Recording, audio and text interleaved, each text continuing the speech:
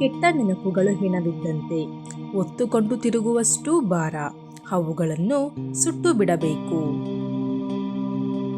ಸಮಯ ಗಾಯವನ್ನು ವಾಸಿ ಮಾಡುವುದಿಲ್ಲ, ಆದರೆ ಅದು ನೋವಿನೊಂದಿಗೆ ಹೇಗೆ ಬದುಕಬೇಕು ಎಂಬುದನ್ನು ಕಲಿಸುತ್ತದೆ.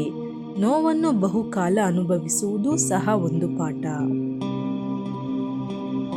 ಸಮಯದ ಬೆಲೆಯನ್ನು ಅರಿತವನೇ ಬಾಳಿನ ಬೆಲೆಯನ್ನು ಅರಿತವನಾಗಿರುತ್ತಾನೆ. ಒಳ್ಳೆಯ ನಿರ್ಧಾರ ನಿನ್ನನ್ನು ಅರ್ಧ ಗೆಲ್ಲಿಸಿದರೆ ಇನ್ನರ್ಧ ಪ್ರಯತ್ನ ಮತ್ತು ಪರಿಶ್ರಮ ಗೆಲ್ಲಿಸುತ್ತದೆ. ಜೀವನದಲ್ಲಿ ನೀನು ನೆಮ್ಮದಿಯಾಗಿ ಇರಬೇಕಂದ್ರೆ ಅನವಶ್ಯಕವಾಗಿ ಇನ್ನೊಬ್ಬರ ವಿಷಯದಲ್ಲಿ ಕಿವಿ ಹಾಕಬೇಡ. ನಿನ್ನ ಬಗ್ಗೆ ಯಾರೇನು ತಪ್ಪಾಗಿ ಮಾತನಾಡಿದರೂ ತಲೆ ಕೆಡಿಸಿಕೊಳ್ಳಬೇಡ. ಸಮಯ, ಸ್ನೇಹ, ಆರೋಗ್ಯ, ಸಂಬಂಧ ಇವುಗಳಿಗೆ ಬೆಲೆ ಕಟ್ಟಲಾಗುವುದಿಲ್ಲ. ಕಳೆದುಕೊಂಡಾಗಲಷ್ಟೇ ಅವುಗಳ ಬೆಲೆ ಗೊತ್ತಾಗುವುದು. ಅವುಗಳನ್ನು ಕಾಪಾಡಿಕೊಳ್ಳೋಣ. ನಂಬಿದ್ರೆ ಪ್ರಾಣ ಕೊಡ್ತೀನಿ ಅಂತಾರೆ. ಪ್ರಾಣ ಕೊಡುವ ಅವಶ್ಯಕತೆ ಇಲ್ಲ. ಪ್ರಾಣ ಇರುವವರೆಗೂ ನಂಬಿಕೆ ದ್ರೋಹ ಮಾಡದೇ ಇದ್ದರೆ ಸಾಕು. ಮಾತಾಡಿದಂತೆ ಜೀವಿಸಲು ಆಗೋದಿಲ್ಲ, ಬರೆದಿಟ್ಟಂತೆ ಬದುಕಲು ಆಗೋದಿಲ್ಲ. ನಮ್ಮಿಂದ ಬೇರೆಯವರಿಗೆ ತೊಂದರೆಯಾಗದಂತೆ ಬದುಕಿದರೆ ಸಾಕು, ಅದೇ ಸಂತೃಪ್ತ ಬದುಕು. ಇರುವುದೊಂದೇ ಜೀವನ, ಸಿಗುವುದು ಕೆಲವೇ ದಿನ. ತಿಳಿಯದೆ ಕಳೆವ ಬಾಲ್ಯ, ಗೊತ್ತಿಲ್ಲದೆ ಜಾರುವ ಹರೆಯ, ಕರೆಯದೆ ಬರುವ ಮುದಿತನ, ಎಲ್ಲವನ್ನು ಅನುಭವಿಸುತ್ತಾ ಬಾಳುವುದೇ ಬದುಕು.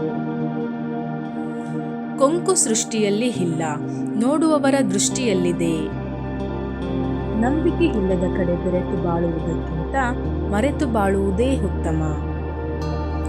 ಸಮಯ ಬಂದಾಗ ಮಾತಾಡೋರಿಗಿಂತ ಸಮಯವನ್ನು ಕೊಟ್ಟು ಮಾತಾಡೋರನ್ನು ನಂಬು. ವಾತಾವರಣ ಮಂಕಾದರೇನು, ಮನಸ್ಸು ಮಂಕಾಗದಿರಲಿ. ಕೆಟ್ಟ ಕನಸು ಬಿದ್ದರೇನು, ಆಲೋಚನೆ ಶುಚಿಯಾಗಿರಲಿ. ವಾದ ವಿವಾದ ಏನೇ ಇರಲಿ, ನುಡಿ ನೇರವಾಗಿರಲಿ. 1000 ದುರ್ಮಾರ್ಗಗಳೇ ಎದುರಾಗಲಿ, ಒಳ್ಳೆಯ ವ್ಯಕ್ತಿತ್ವ ನಿಮಗಿರಲಿ. ಬದುಕಿನ ಎಲ್ಲ ಕಷ್ಟಗಳಿಗೂ 2 ಬಗೆಯ ಪರಿಹಾರವಿದೆ. ಒಂದು ದುಡಿಮೆ, ಇನ್ನೊಂದು ತಾಳ್ಮೆ. ಗಂಗೆಯಲ್ಲಿ ಸ್ನಾನ ಮಾಡಿದ ತಕ್ಷಣ ಪಾಪ ಕಳೆದು ಹೋಗುವುದಿಲ್ಲ. ಮನಸ್ಸಿನಲ್ಲಿ ಹುಟ್ಟುವ ಆಲೋಚನೆಗಳು ಇನ್ನೊಬ್ಬರಿಗೆ ಕೆಟ್ಟದನ್ನು ಬಯಸಿದರೆ ನೀನು ಯಾವ ಸ್ನಾನ ಮಾಡಿಯೂ ಪ್ರಯೋಜನವಿಲ್ಲ. ಸತ್ಯ, ನಿಸ್ವಾರ್ಥತೆ ಮತ್ತು ಆಂತರಿಕ ಪರಿಶುದ್ಧತೆ ಯಾರಲ್ಲಿ ಈ 3 ಶ್ರೇಷ್ಠ ಗುಣಗಳಿರುತ್ತದೆಯೋ ಅಂತಹವರನ್ನು ಈ ಬ್ರಹ್ಮಾಂಡದ ಯಾವ ಶಕ್ತಿಯೂ ಅಲುಗಾಡಿಸಲಾರದು. ಬದುಕೆಂಬುವುದು ಒಂದು ಪರೀಕ್ಷೆಯಂತೆ. ಆದರೆ ಇಲ್ಲಿ ಬರುವ ಪಠ್ಯಗಳು ಗೊತ್ತಾಗಿರುವುದಿಲ್ಲ. ಪ್ರಶ್ನೆ ಪತ್ರಿಕೆಗಳನ್ನು ಮೊದಲೇ ತಯಾರಿಸಿರುವುದಿಲ್ಲ. ಅದಕ್ಕೆ ಮಾಡೆಲ್ ಉತ್ತರ ಪತ್ರಿಕೆ ಕೂಡ ಇರುವುದಿಲ್ಲ. ಈ ಪ್ರಪಂಚವು ಕೇಡು ಮಾಡುವುದರಿಂದ ಪಾಳಾಗುವುದಿಲ್ಲ, ಬದಲಿಗೆ ಅದನ್ನು ಸುಮ್ಮನೆ ನೋಡುವವರಿಂದ ನಾಶವಾಗುತ್ತದೆ. ಗೆಲುವಿನ ಮಂತ್ರ. ಅಹಂಕಾರವಿಲ್ಲದ ಮನುಷ್ಯ ಯಾವ ಧರ್ಮಗ್ರಂಥವನ್ನೂ ಓದದೆ, ಯಾವ ಮಂದಿರವನ್ನು ಪ್ರವೇಶಿಸದೆ ಮೋಕ್ಷ ಪಡೆಯಬಹುದು. ಸಂಬಂಧಗಳು ಹುಟ್ಟೋದು ರಕ್ತದಿಂದ, ಆದರೆ ನಮ್ಮವರು ಅನ್ನೋ ಭಾವನೆಗಳು ಹುಟ್ಟೋದು ಮನಸ್ಸಿನಿಂದ ಮಾತ್ರ. ಆದರೆ ನೋಡೋ ದೃಷ್ಟಿ, ಅರ್ಥ ಮಾಡಿಕೊಳ್ಳುವ ಮನಸ್ಸು, ಮಾತನಾಡುವ ನಾಲಿಗೆ ಸರಿ ಇಲ್ಲದಿದ್ದರೆ ಯಾವ ಸಂಬಂಧಗಳಿಗೂ ಅರ್ಥವೇ ಇರುವುದಿಲ್ಲ. ಪ್ರತಿ ಕೆಟ್ಟ ಗಳಿಗೆಯಲ್ಲಿ ಏನಾದರೂ ಒಳ್ಳೆಯದು ಇದ್ದೇ ಇರುತ್ತದೆ. ನಿಂತು ಹೋದ ಗಡಿಯಾರವು ದಿನದಲ್ಲಿ 2 ಬಾರಿ ಸರಿಯಾದ ಸಮಯ ತೋರಿಸುತ್ತದೆ. ಆದ್ದರಿಂದ ಯಾವತ್ತೂ ಎಲ್ಲದರಲ್ಲೂ ಒಳ್ಳೆಯದನ್ನೇ ಹುಡುಕಬೇಕು. ಬಡತನ ಶಾಶ್ವತವಲ್ಲ, ಸಿರಿತನ ಶಾಶ್ವತವಲ್ಲ. ನಮ್ಮಲ್ಲಿ ಇರುವಂತಹ ಮಾನವೀಯತೆಯ ಗುಣಗಳೇ ಶಾಶ್ವತವಾದದ್ದು.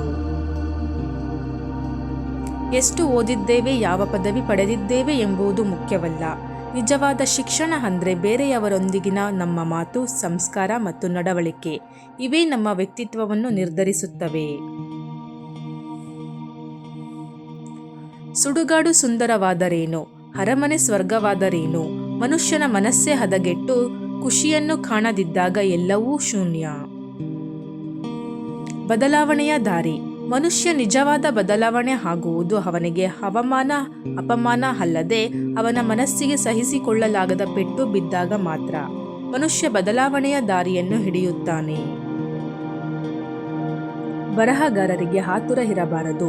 ಬರೆದಿರುವುದನ್ನು ಪುನಃ ಪುನಃ ಪರಿಶೀಲಿಸುವ ತಾಳ್ಮೆ ಇರಬೇಕು. ತಿದ್ದು ತೀಡುವ ಮಾರ್ಗದರ್ಶಕರಿರಬೇಕು. ತಪ್ಪು ಒಪ್ಪುಗಳನ್ನು ಸ್ವೀಕರಿಸುವ ವಿಶಾಲ ಮನಸ್ಥಿತಿ ಇರಬೇಕು. ಸರಿಯಾದ ನೆಲೆ ಕಾಣಲು ಸಾಧ್ಯ. ಈ ಜಗತ್ತಿನಲ್ಲಿ ಯಾರೂ ಯಾರನ್ನು ತಿದ್ದಲು ಸಾಧ್ಯವಿಲ್ಲ. ಒಂದು ವೇಳೆ ನಾವು ಯಾರನ್ನಾದರೂ ತಿದ್ದುತ್ತೇವೆ ಎಂದುಕೊಂಡರೆ ಅದು ನಮ್ಮ ಮೂರ್ಖತನ. ನಮ್ಮನ್ನು ನೋಡಿ ಬೇರೆಯವರು ತಿದ್ದಿಕೊಳ್ಳುವಂತೆ ನಾವು ಬದುಕಬೇಕು ಅಷ್ಟೇ. ಪ್ರತಿ ಸಲವೂ ಜೀವನ ಚಿಕ್ಕದು ಅಂತ ಹೇಳುವುದೇಕೆಂದರೆ ನಿನ್ನೆ ಇದ್ದವರಲ್ಲಿ ಕೆಲವರು ಇಂದು ನಮ್ಮ ಜೊತೆ ಇರಲ್ಲ. ಸೋತೆ ಎಂದು ಕೊರಗಬೇಡ, ಸೋಲಿಗೆ ಕಾರಣವನ್ನು ತಿಳಿದುಕೋ, ಆಗ ಗೆಲುವು ನಿನ್ನದಾಗುತ್ತದೆ. ಎತ್ತರದಲ್ಲಿ ನಿಂತಾಕ್ಷಣ ಸಮುದ್ರದ ಅಂತ್ಯ ಕಾಣದು, ಹಾಗೆ ತಪ್ಪು ಮಾಡದೆ ಜೀವನ ಸಾಗದು. ದುಡಿದು ತಿಂದರೆ ತಪ್ಪಿಲ್ಲ, ಪರರ ಸಂಪತ್ತಿಗೆ ಆಸೆ ಪಡುವುದು ತಪ್ಪು. ಹಣ ಗಳಿಸುವುದು ತಪ್ಪಲ್ಲ, ಅನ್ಯಾಯದಿಂದ ಗಳಿಸುವುದು ತಪ್ಪು. ಸಿರಿತನ ಅನುಭವಿಸುವುದು ತಪ್ಪಲ್ಲ, ಶ್ರಮದ ದುಡಿಮೆಯನ್ನು ಮರೆಯುವುದು ತಪ್ಪು.